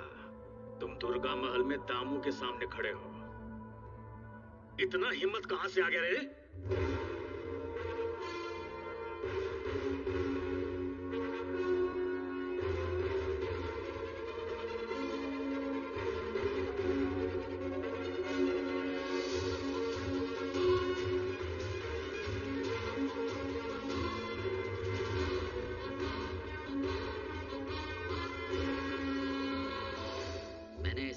स्टेट को अपनी जबान दी है, उसके और डर के बीच में मैं खड़ा हूं। और अगर मैं किसी को जबान देता हूं तो उसे हर हाल में पूरा करता हूं। तेरे इस इलाके में पहुंचना कोई बड़ी बात नहीं है। तुम्हारे सामने जो भी खड़ा हुआ तुमने उसे मार दिया, लेकिन इस इलेक्शन में ये तुम्हारे बेटे के खिलाफ खड़ा होगा और जीतेगा भी। अगर तुमने दोबारा इसे उठाने की कोशिश की या किसी ने इस पर हमला किया या इसे जरा सी एक खरोच भी आई तो मैं तुम लोगों का वो हाल करूंगा जो तुमने सोचा भी नहीं होगा। इस इलाके में ऐसी फिल्म चलाऊंगा जो तुमने कभी देखी नहीं होगी, और वो भी 3D में। अचानक आना पड़ा बिना किसी को इन्फॉर्म किए। काफी काम पड़ा है, इसलिए अब मैं चलता हूँ। शुक्र मनाओ कि तुम सीएम हो, वरना जिंदा बच के नहीं जाते। कुछ कहा? सीएम है तभी तेरे आगे पीछे ये लड़का सब घूमता है, समझा? हमरे इलाके में आने के बाद भी तुमको लोग यहाँ कुछ नहीं किए। इससे पहले कि हमारा दिमाग फिर जाए, चुपचाप अपने लोगन संगे निकल जाओ।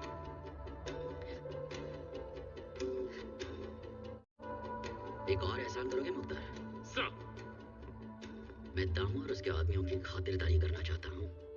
मुझे सिर्फ 10 मिनट चाहिए। ये क्या कह रहे हैं सर? इनसे लड़ने की क्या जरूरत है? यहाँ से चलिए सर। तुम्हारा आदमी जो है वो बिल्कुल ठीक कह रहा है, बुझे? ऑफिसर्स, सिर्फ 10 मिनट। अगर मैं खुद की हिफाजत नहीं कर पाया तो स्टेट की क्या खाक करूंगा? मुख्तार, इस जगह से जाऊंगा तो इस कॉन्फिडेंस के साथ कि मैंने इन्हें सबक सिखा दिया है। सर, अगर आपको कोई छूने की कोशिश भी करेगा तो हम 2 सेकंड में इन सबको मार डालेंगे सर। मुझे छूने से पहले ये सब जमीन पर होंगे, देख लेना। जिसके अंदर हिम्मत होती है वो पूछता नहीं है। अगर बल है तुम्हारे अंदर तो आ जाओ मैदान में। आपके लिए हम अपनी जॉब और ड्यूटी को दांव पर लगा रहे हैं और हाँ कह रहे हैं साहब। अगर आपको कुछ भी हुआ तो 1 सेकंड के अंदर हम फायरिंग शुरू कर देंगे। उसकी जरूरत नहीं पड़ेगी मुख्तार, प्रॉमिस। 10 मिनट के लिए भूल जा कि मैं सीएम हूँ। तेरे सामने आम आदमी खड़ा है। तमाशा का हद होता है। एक बार फिर से सोच लो बबुआ। अब डायलॉग बाजी बंद करके एक्शन शुरू करता हूँ।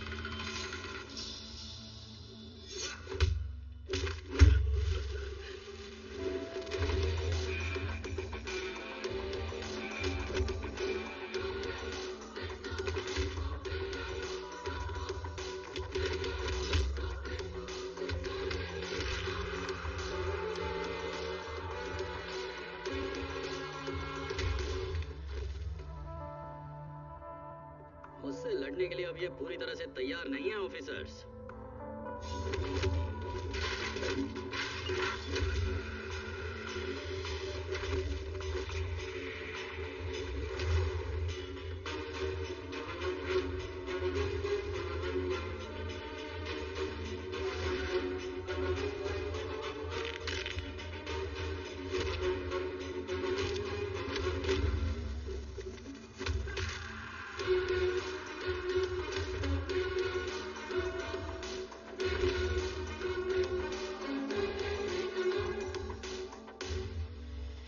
Nice one, sir.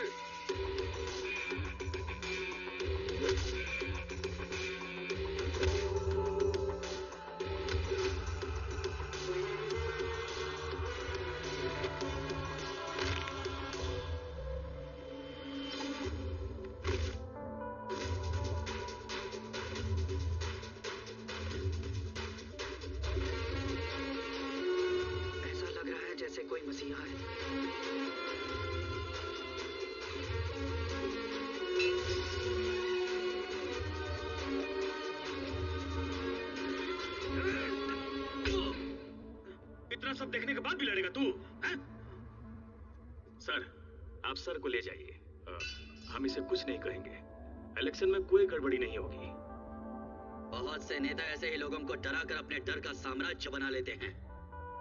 हर गांव में जाकर इस बात को समझाना मुमकिन नहीं, लेकिन तुम जैसों को समझाना पड़ता है दामू। राजनीति करनी हो तो लोगों से बात करो, उनकी बात सुनो। जैसा आप कहें। ऐसे नहीं दामू।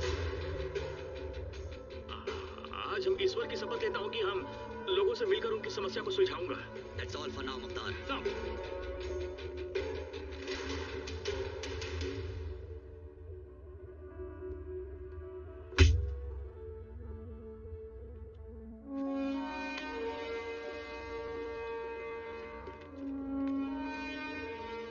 ओके, सब कंट्रोल रूम से इंफॉर्मेशन मिली है। मौसम खराब होने की वजह से टेक ऑफ नहीं कर पाएंगे। आज रात हमें यहीं पर रुकना पड़ेगा सर। आपका अचानक आना हुआ, इसलिए आपके रुकने का इंतजाम स्कूल में ही हो पाया। हमने पूरी कोशिश की सर। तुमने नहीं की? पुलिस और नेताओं के बीच जो साठगांठ है उसका क्या किया तुमने? एक्सक्यूज मी सर, दरअसल गांव और आसपास के लोग आपसे एक बार मिलना चाहते हैं सर। इस मामले को यूं ही नहीं छोड़ूंगा। तुम सब कल मुझे ऑफिस में आके मिलो।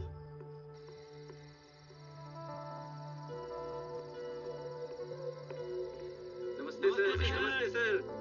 आप इतनी दूर से हमारे लिए चलकर आए और अपनी जान दांव पर लगा दी। जरूर आपसे हमारा कोई पिछले जन्म का रिश्ता है सर। आज रात इस गांव में मेला लगेगा। पुराने समय में ऐसा कहते थे, यहाँ एक राक्षस आया करता था और लोगों को मार डालता था। लोगों का दुख देखकर देवी खुद प्रकट हुई और राक्षस को मार डाला। ये राक्षस और देवी की कथा बहुत पुरानी है। पता नहीं ये कहानी सच है या झूठे, पर जिसने उस राक्षस को मार डाला वो देवता कोई और नहीं है, आप ही हैं सर। इस गांव का असली मेला तो आज लगा है। अगर हो सके तो आप मेले में जरूर आइएगा, हमें बहुत अच्छा लगेगा। हम कुछ ला नहीं पाए। ये कुछ कपड़े हैं जो हमने हाथ से बनाए हैं। अच्छे लगे तो पहन लीजिए।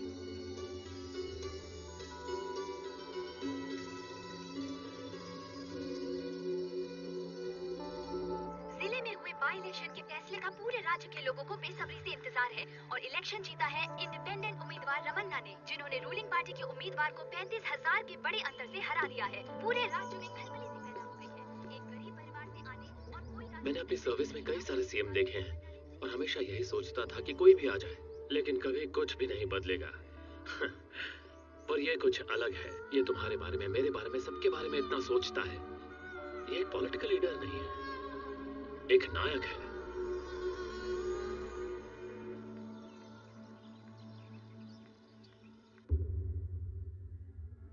हमने उसे सीएम बनाकर अपने ही पैरों पे कुल्हाड़ी मार ली। वो अब हमारे हाथ से निकलता जा रहा है। आगे वो क्या करेगा कुछ समझ में नहीं आ रहा। मुख्यमंत्री भरत, क्या उन्होंने अपना रुख गांव की तरफ कर लिया है? हाँ। कोई नहीं जानता कि मुख्यमंत्री जी कब और कहां पहुंच जाएंगे। एमएलए और मिनिस्टर में बेचैनी का माहौल दिखाई दे रहा है। चलो गाँव दिखाओ मुझे। Okay sir. खेतों की हालत बहुत खराब है साहब। यहाँ कोई हमारी परेशानी सुनने को तैयार ही नहीं। आज दुनिया हर चीज में तरक्की कर रही है, खेती करने में भी। लेकिन यहाँ के लोग ना कुछ नया सीखने की कोशिश करते हैं, ना ही नई तकनीकों को जानने की कोशिश करते हैं। अगर ऐसी ही मानसिकता से जीते रहे तो इस तरक्की करती हुई दुनिया में हम अपना अस्तित्व खो देंगे। मैं यहाँ के पंचायत ऑफिस में एक व्यावसायिक विभाग खोलूंगा ताकि आप जैसों तक आज तक की सारी नई तकनीकें पहुंच पाए। अगर हम बीमार पड़ जाएं तो संध्या के समय अस्पताल जाना बहुत ही मुश्किल हो जाता है हमारे लिए सरकार। संध्या का मतलब? संध्या मतलब इवनिंग, शाम का समय। ना तो यहाँ पर डॉक्टर्स हैं और ना ही दवाइयाँ।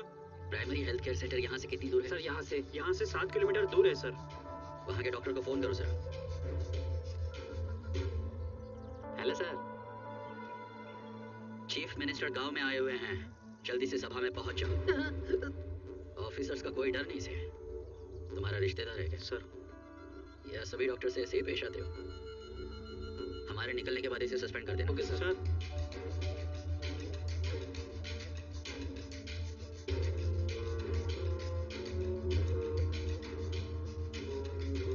नमस्ते sir, doctor Chidambaram sir. PHC के डॉक्टर को अपनी सीमा में रहना चाहिए। आप वहाँ पर क्या कर रहे थे? एक्चुअली वहाँ मेरे बच्चे पढ़ते हैं। और इन लोगों का क्या? वहाँ शायद तुम्हारी कमाई अच्छी चल रही है, तो यहाँ कल से आने की कोई जरूरत नहीं है। You're dismissed.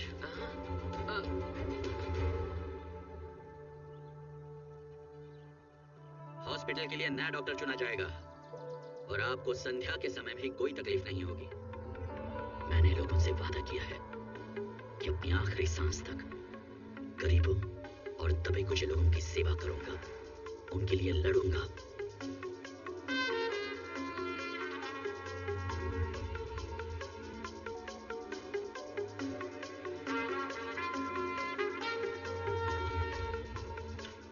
रात दिन जी तोड़ मेहनत करनी पड़ती है। मैं हूं ना आपके साथ।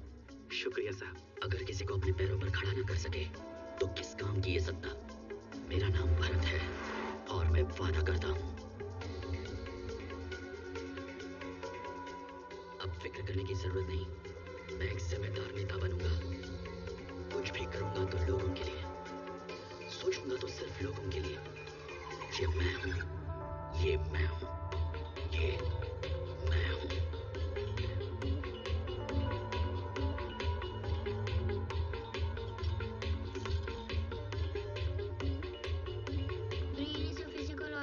Human brain. क्या जानते हो तुम इसके बारे में? Human brain is made up of 3 parts: cerebrum, medulla oblongata. कौन से स्कूल जाते हो? I am studying in Zilla Parishad English Medium High School in this village.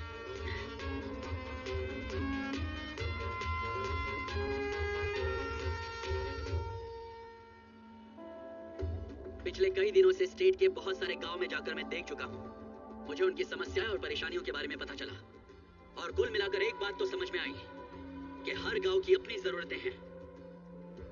कहीं पर स्कूल की जरूरत है, कहीं पर लाइब्रेरी की और कहीं पर सड़कें चाहिए। और एक गांव ने तो मैडम स्पीकर अंतिम संस्कार के लिए जमीन मांगी, जहां मरने के बाद वो अपने लोगों को दफन कर सके। एक गांव में पानी की समस्या, दूसरे गांव में मच्छर की समस्या और तीसरे गांव ने तो तालाब को दोबारा शुरू करने की मांग की। इन सारी समस्याओं को यहाँ पर बैठे बैठे हम सुलझा नहीं सकते मैडम स्पीकर। हम यहाँ बैठे बैठे 23,000 गांव में मौजूद 23,000 समस्याओं को नहीं एड्रेस कर सकते। फाइनेंशियल एक्सपर्ट्स और स्पेशलिस्ट के साथ मैंने डिस्कस करके एक सिंपल सॉल्यूशन निकाला है। लोकल गवर्नेंस, स्वयं परिपालन। स्टेट का बजट 2,50,000 करोड़ से भी ज्यादा है। अगर हम हर साल 23,000 गांव को 5 करोड़ के हिसाब से दे दें तो वो लोग अपनी अपनी समस्याएं खुद हल कर देंगे।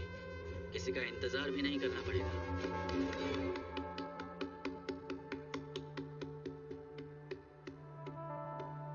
अगर हर गांव अपनी अपनी समस्याओं को सुलझाते हुए उसका हल निकाले तो बिना वक्त गवाए उन्हें पैसे दे दिए जाएंगे। मुख्यमंत्री साहब, टक्कर क्या उनका पैसा उनको वापस दे दे तो हमारी नेतागिरी कहाँ जाएगी? हम क्या घास चलेंगे? इलेक्शन के टाइम पे भी पैसा बांटो और अभी भी पैसा बांटो। ये चक्कर कुछ समझ ना आया। ओ कैमरा भाई, जरा इसका शटर बंद कर दे। अंदर के जज्बात खुल के बाहर नहीं आ पा रहे। देखो साहब, हमें इस सदन में सिर्फ उनकी समस्याओं पे बात करनी है। मत बोलो वो है जनता और हम लोग हैं नेता, तो होश की गुट्टी पियो। उनकी और हमारे बीच में दूरी आ गई है सर। उनकी बात तो हम सुन भी नहीं पा रहे हैं। समझना तो छोड़िए। सर, ये ठीक नहीं है सर। अगर 5 करोड़ हर गांव को दे देंगे तो बाकी राज्यों का क्या होगा? अगर हम हर गांव को 5 करोड़ देंगे तो 23,000 गांव के लिए 1,15,000 करोड़ खर्चा होगा। सारे गांव उसमें शामिल होंगे। बजट का आधा पैसा बचेगा जिसमें एडमिनिस्ट्रेशन आसान होगा। अच्छा, तो क्या तुम राज्य का संविधान और कानून बदल डालोगे? आज तक किसी ने ऐसी हिमाकत नहीं की। हम क्या बेवकूफ हैं? अगर हम सब सही होते तो इस तरकीब की जरूरत ही नहीं पड़ती सर। पिछले 70 सालों में ना तो गांव बदले हैं, न गांव वालों की जिंदगी। उन भोले भाले लोगों को बेवकूफ बना के सिर्फ वोट के लिए उनका इस्तेमाल किया जाता है और फिर भुला दिया जाता है। हेलो जी, ऐसा नेता तो कभी नहीं देखा जो लोगों का पैसा उन्हें वापस दे रहा है और अपने काम से सीधा भाग रहा है। कमाल के लीडर हो सर जी। किसी महान इंसान ने बहुत खूब कहा था मैडम स्पीकर, एक नेता का लक्ष्य होता है समाज को तरक्की पे ले जाना। And I strongly believe that. And I'll try to make it happen. अध्यक्षा, ये बात पूरी तरह से एक पागलपन है। मैं सरकार के ऐसे प्रस्ताव का